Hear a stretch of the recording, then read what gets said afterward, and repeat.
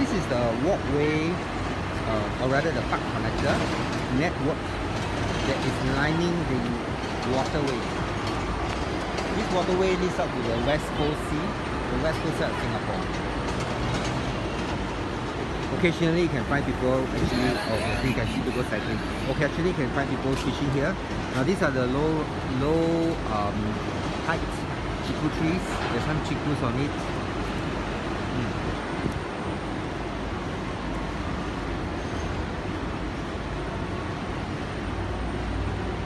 The orange building that you see there is actually a 24 hours, 2-story Sheng Siong, a very big Sheng Siong in Singapore. This waterway leads up from Vista 18 all the way to Clementi West Street 1, all the way through.